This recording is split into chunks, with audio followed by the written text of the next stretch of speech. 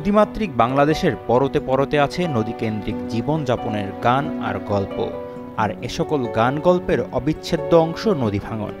নদী ভাঙনের শিকার হয়ে বাস্তুহারা মানুষের জীবন যেন নির্হারা পাখির মতন।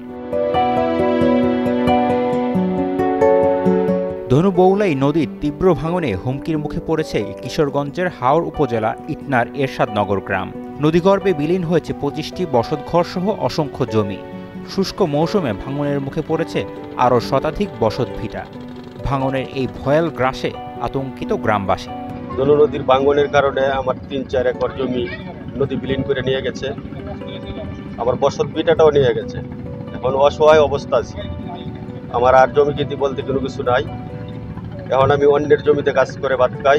ধনু নদী আমার বাড়ি ঘর ভাঙে লয়ে গেছে, আমি উচ্চতে আবার আরেক বাড়ির ঘর বাইন্দা আছি। এই জমি আছে, জমিনে এই ধনু নদী ভাঙে লয়েছে, এখন খুব কষ্টতে আছে। আমার স্বামী নাই, ৩টা খোলাহাট। গ্রামটির অবস্থান ইটনা সদর ইউনিয়নে হলেও এটি একটি বিচ্ছিন্ন জনপদ। ১৫০০ পরিবারের এরশাদনগর গ্রামের পূর্ব পাশ দিয়ে বয়ে গেছে খরস্রোতা ধনুবৌলাই নদী। নদীতে বয়ে চলা কার্গো জাহাজের বিরামহীন ঢেউ আছড়ে পড়ে এরশাদনগর গ্রামে। ফলে এই শুষ্ক মৌসুমেও তীব্র ভাঙনের কবলে পড়েছে গ্রামটি। নদী জমি ভাঙ্গে লয়ে গেছে, অনেক একর জায়গা শুনলাম না, এখানে টিসাই কাইছি এখানে লয়ে গেছে, এখন খুব কষ্টর মাতেন আছে। এই নদী ভাঙতে ভাঙতে আমাদের একখানে জমি ছিল, যেটা আমার স্বামী করতো, এখন ভাঙ্গা চুরা শেষ। এখন আমরা করার মতন কিচ্ছু নাই, আমরা একদম অসহায় হয়ে গেছি। গত প্রায় ২-৩ বছর ধরে বেড়েই চলেছে ভাঙনের বেগ।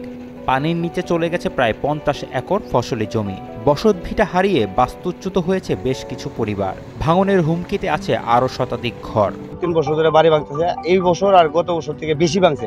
বেশি ভাঙার কারণে ২০-২৫টা ফ্যামিলি উচ্ছেদ হয়ে গেছে, বাড়িঘর থেকে বিচ্ছিন্ন হয়ে দেশে বিদেশে কাজ করে খাইতেছে। আর বর্তমানে যারা আছে এরা নদীর কিনারেই আছে। বর্তমানে আমরা এই আবেদনটা করতে পারি, আমরা গরিব মানুষ, আমরা তো দূরত্ব কোনো অর্থ সম্পদ নাই।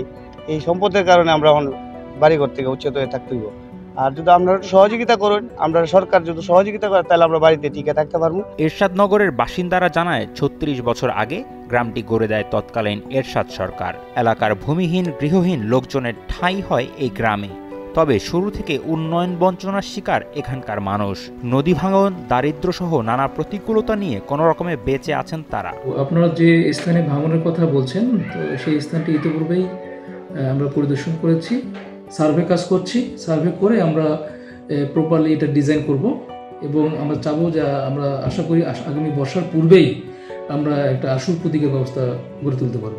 নদী বহমান, বয়ে চলার পথ ধরে নদী তার নিজস্ব গতিপথ গড়ে নেয়। এই বয়ে চলাকে সুসংহত রাখার পাশাপাশি নদী পাড়ের মানুষের জীবনও সুসংহত রাখা জরুরি। সরকারের কাছে এরশাদনগর গ্রামের মানুষের দাবি, যত দ্রুত সম্ভব নদী ভাঙন রোধে প্রয়োজনীয় ব্যবস্থা নিতে হবে। কিশোরগঞ্জ থেকে শফিক আদনানের পাঠানো তথ্যচিত্রে ডেস্ক রিপোর্ট, শাহেদ আলম ফাহিম, কালের কণ্ঠ।